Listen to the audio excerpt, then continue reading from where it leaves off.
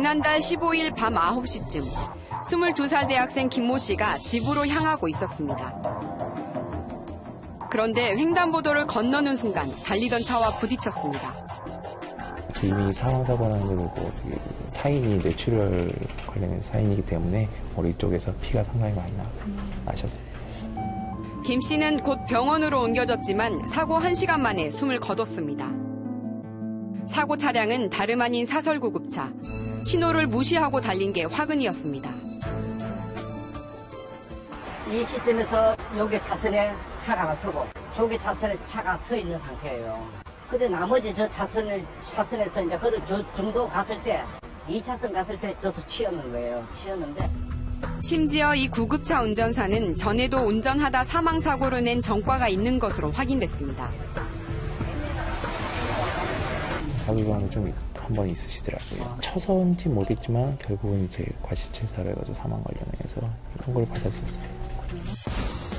사고 당시 구급차에는 운전자 외에 아무도 없었습니다. 업무를 보다가 한 게 아니라 저희가 그 부분도 조사를 했지만 그 부분 본인이 일이 끝나시고 귀가하는 과정에 업무를 아닌데 또 어떻게 보면은 업무하듯이 운전을 했을 수도 있고요. 경찰과 목격자 말에 따르면 사고 현장은 가로등과 상가 때문에 꽤나 밝은 상태였습니다. 구급차는 어쩌다 김 씨를 전혀 못 본 것일까? 원래 분차된 기능 있잖아요. 신호가 바뀌어도 사람 없다 싶으면 그냥 싹싹 지나가는 그런 게 있잖아요. 그 위급한 사람은 구해주는 사람으로서 역할을 해야 되는 것이지 사람을 치워가지고 죽이는 역할을까지 한다는 것은 말이 안 되니까. 환자 없이 사이렌을 울리거나 과속하는 행태 때문에 사설구급차들이 입방아에 오른 것은 어제 오늘 일이 아닙니다. 이 같은 불법 행위로 억대에 달하는 교통 관련 범칙금을 부과받은 업체들도 있는데요. 시사기획맥 취재진은 이들이 아찔한 상황을 연출하면서까지 질주하는 배경을 살펴봤습니다. 구급차는 크게 소방방재청 소속인 119 구급대와 사설 응급 이송업체로 나뉩니다. 119 구급대가 소화하지 못하는 응급 상황에 대응하기 위해 사설 구급차가 생겨났습니다. 무료인 119와는 달리 사설을 이용할 경우 특수구급차는 5만 원, 일반 구급차는 2만 원 기본료에 1km당 추가 요금이 붙습니다. 현재 각 지방자치단체에 등록된 사설 응급 이송업체는 모두 53개. 업체마다 거느린 지부까지 합하면 그 수는 훨씬 늘어납니다. 문제는 업체끼리 경쟁이 치열하다 보니 사설구급차가 불법의 온상이 된다는 것입니다. 지난 6월 26일에는 뒷돈을 받고 특정 병원의 환자들을 몰아준 사설구급차들이 경찰에 적발됐습니다. 매력의 일이라고 보시면 될 것 같습니다. 병원 측에도 그걸 먼저 얘기했습니다. 환자 한 명을 데려다주는 대가는 최대 40만 원. 이렇게 적발된 사설구급대원만 75명에 달합니다. 사람이 생명을 다루는 의료인들인데 사람을 물건처럼 주고 돈값 얼마 20만 원 줄게 30만 원 줄게 이런 식으로. 환자를 이용한 병원과 사설구급차의 검은 거래. 이런 불법 행위가 이뤄지는 곳은 주로 정신병원이나 알코올 중독 치료병원으로 알려졌습니다. 취재진이 만난 최모 씨는 2년간 사설구급차를 운전하며 정신질환이나 알코올 중독 환자 이송 업무를 맡아왔습니다. 정신병원이나 이런 데 돌아다니면서 영업하고 환자분들을 이송해주는 조건으로 이제 돈을 받는 거죠. 일반 환자 이송은 안 해도 솔직히 그만입니다. 돈이 안 돼요. 그런데 특히 알코올리즘 같은 경우에는 돈이 됩니다. 그래서 그것만 전문적으로 하시는 거죠. 이송료는 부르는 게 값입니다. 일단은 이송료 자체가 기본 10kg에 5만 원인데 그거를 무시한 금액을 받는 거지 않습니까? 기본이 10만 원이라고 했을 때 환자 상태에 따라서 3명이 나갔을 때 4명이 나갔을 때 스스로 이제 그 한 명당 5만 원씩이라도 붙게 되면 벌써 20만 원, 30만 원이 나오거든요. 환자를 태운 구급차가 생명을 살리는 공간에서 생명을 위협하는 공간으로 변한 셈입니다. 환자를 차 안에서 패대기 친다거나 베개로 조용히 하라고 얼굴을 누른다거나 반항이 심하다고 하면은 점점 끈의 세계를 점점 더 쪼입니다. 쪼이면 나중에 내릴 때가 되면 이 손이 이제 시퍼해지는 거예요. 이뿐만 아니라 환자의 인권이 무참히 짓밟히는 경우도 부지기수라고 합니다. 알코올이구나 하면서 이제 다들 기다렸다는 듯이 이제 몸을 푼다던가 오늘도 뭐 잡부지 한번 하러 가야 되겠다라든가 차 안에서 이송 중에는 뭐 너는 사람도 아니다, 너는 짐승이다, 뭐 이런 얘기들도 하시고 그러니까 뭐 어떻게 보면 재밌어하는 분들이 많으신 것 같아요. 사람은 사람 취급하지 않는구나, 네, 그런 생각도 들고요. 그런가 하면 사설구급차가 순식간에 택시로 탈바꿈하는 경우도 있습니다. 돈 되는 일은 다 하는 겁니다. 수험생들까지 이제 뭐 태워주고 이제 돈을 받고 하는 것도 있고요. 이제 지방으로 출장 가시는 분들도 태워주시기도 하고요. 거의 퀵 용도로도. 그렇죠. 그런 식으로도 하고요. 네. 그게 이제 서류 같은 거 이제 전달해주고 빨리 가야 되는데 뭐 키가 막혀도 늦는 상황이면은 앰뷸런스 하시는 분들 이렇게 미리 몇 분 이렇게 섭외를 해놓으셨다가 이제 하시는 거죠. 실제로 몇몇 연예인들이 사설구급차를 이동수단으로 이용했다가 여론의 문매를 맞기도 했습니다. 이번에는 취재진이 사설구급차에 직접 타보기로 했습니다. 급한 일이 있어가지고 혹시 그거 이동 뭐 가능하나요? 제가 좀 비용 지불해드리고요. 일반적으로 환자 이송만 하지 네. 가능한데 얼굴 처리를 했다니까 저 이거 한 번만 해드릴게요.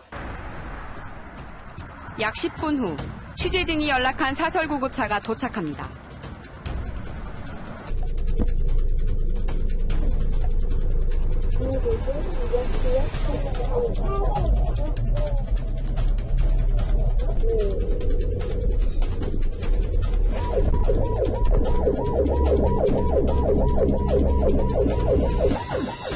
취재진이 탑승하자 사이렌을 켜고 도로 위를 내달립니다.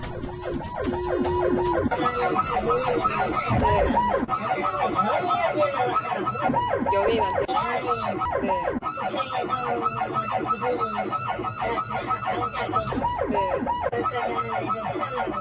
만약에 저 지금 걸리면 깜짝없이 벌금을 물어야 되겠네요. 벌점 15분에 벌금 8만 원이요?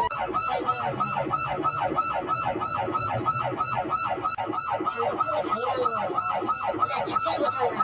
일사를 위하면 잡지를 못하고 가서 확인을 하지. 가서 환자가 있나 없나 확인을 한다고요? 병원 조사를 알 수 있을 거 아니에요. 병원 같은 단속을 피하려고 사설구급차와 병원이 꼼수를 부리는 경우도 있는 것으로 전해졌습니다.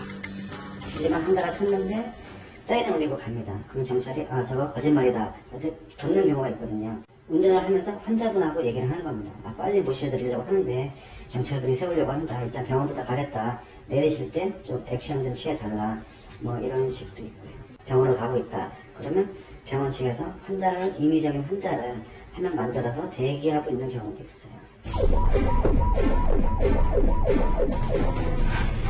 교통법규를 무시한 채 서울도심 한복판을 달리는 동안 어떠한 단속이나 제지도 없었습니다.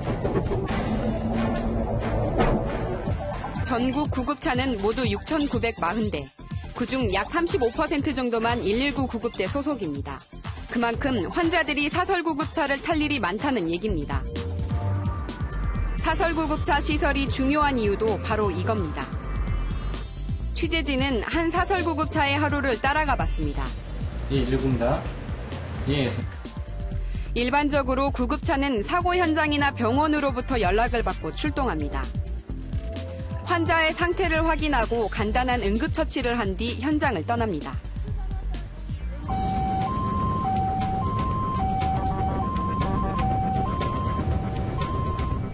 차 안에서도 환자의 상태를 살피며 가장 가까운 의료기관으로 신속히 이송합니다.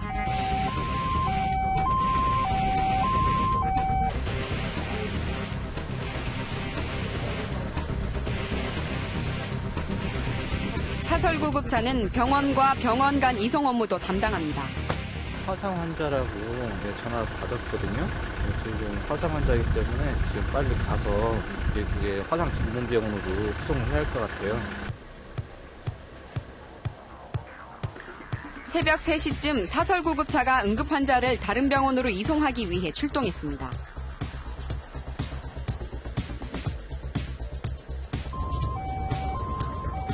환자와 도로 상황을 동시에 살피면서 긴급하게 달립니다.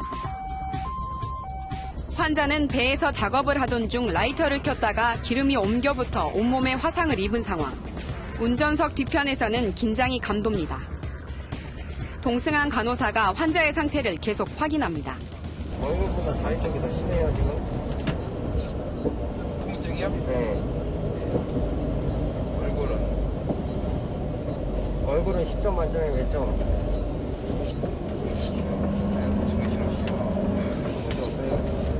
그래서 아버님 이걸 얘기를 해주셔야 저희가 병원 가서도 선생님들한테 인계했을 때 처음 같아서 여쭤보는 거예요.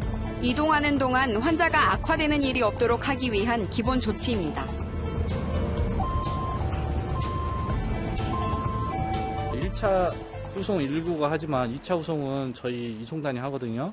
2차 기관에서 응급처치한 상태를 이 구급차에서도 그대로 유지해서 가야 돼요. 환자가 악화가 안 된 상태로. 이 구급차 안에서도 적절한 응급처치가 이루어져야 3차 기관에 가서도 이 환자에 대한 소생률을 높일 수가 있어요.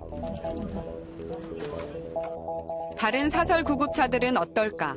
취재진이 복통 환자와 동승해봤습니다. 혼자 오셨어요?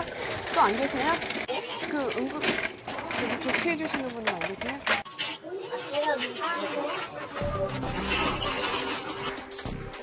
환자를 싣기 위해 나타난 구급대원은 단 한 명. 응급의료에 관한 법률에 따르면 운전자 외에도 응급구조사나 간호사, 의사 등 의료진이 환자와 동승해야 합니다.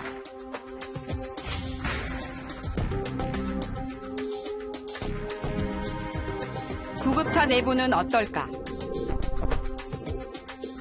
환자의 상태를 제대로 확인하기 어려울 정도로 어둡습니다.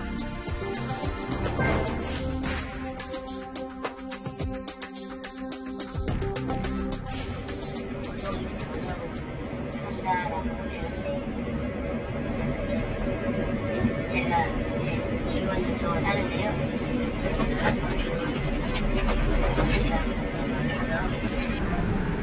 원래는 나오시고 같이 간호사분이랑 나오시는데요.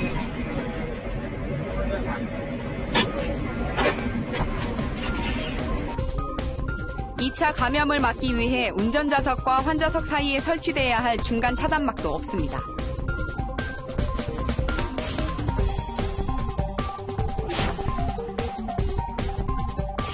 의료 장비가 제대로 갖춰져 있는지 의심될 정도로 보관함은 텅텅 비어 있습니다.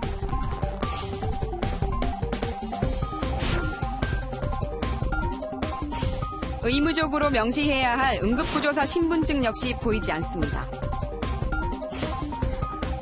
이런 상태로 구급차의 기능을 제대로 할 수 있을지 의문입니다. 현재 사설구급차를 관리 감독하는 곳은 각 시도지사입니다. 지난 2003년 복지부가 관리상의 어려움을 들어 해당 업무를 이관했습니다. 구급차에 구비해야 될 장비가 있잖아요. 그 장비 같은 경우에는 저희가 이제 수시로 한 연 1회 정도 그렇게 이제 점검을 합니다. 근데 워낙 대수가 많다 보니까 또 지역이 막 돌아다니잖아요. 그러다 보니 이제 정기적으로 하기는 어렵고요. 네. 하지만 업계 관계자들은 당국의 감독 수준이 현장과 동떨어져 있다고 입을 모읍니다. 예를 들어 구급차 필수 장비 목록조차 실효성이 떨어진다고 토로합니다. 지금 현재 나와 있는 품목들이 특수구급차에 갖춰야 될 의무 장비하고 의료 물자들이에요.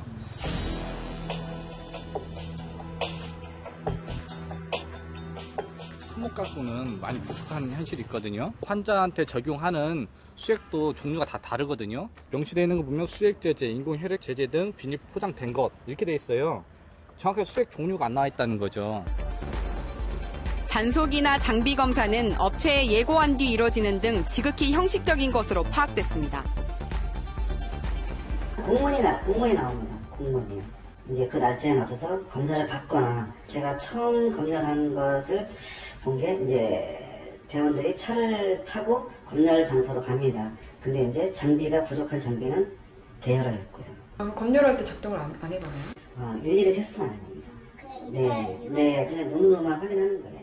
평소에 가지고 다니는 장비인지 아니면 그냥 검사 받으려고 구색 맞추기로 하는지를 모르잖아요. 그거는 그거 뭐 떼떡집하는 거 하겠어요. 그 뭐 밑에 뭐 침대라든가 아니면 산소통 뭐 이런 게 있는데 네. 중요한 게 그런 걸 뭐 떼떡집 다 할 거예요. 그거를 고정돼 있는 거를. 장비 같은 것도 왜 이렇게 없나요? 여쭤봤더니 이거 뭐 검열 어차피 나온다고 예고를 다 해주고 나오니까 네. 그때 그냥 빌려서 좀 갖다 놓으면 돼요. 이렇게 말을 하더라고요. 그러니까요. 예. 그런 거를. 부끄럽네요. 심지어 업계 관계자들이 관리 감독을 잘하라고 요구할 정도입니다. 국가가 좀 더 적극적으로 개입을 하고 또 시도지사가 관리 감독을 철저히 해서 이런 사례가 일어나지 않도록 제도적으로 막아줘야 되겠고 1년에 한 번 이루어지는 업체 검열은 눈 가리고 아웅하는 수준에 그치는 것이 현실. 그 사이 돈벌이에 급급한 사설구급차들이 횡행하면서 애꿎은 환자들만 고스란히 피해를 안고 있습니다. 구급차를 흔히 달리는 응급실이라고 말합니다. 생명을 구하기 위해 촌각을 다투며 응급조치가 이루어지는 공간이기 때문입니다. 하지만 일부 사설구급차들의 무법 행태가 환자들을 위험천만한 상황으로 내몰고 있습니다. 사각지대에 놓인 사설 앰뷸런스, 감독당국의 적극적인 관리와 감시가 절실합니다. 시사기획맥 박영입니다.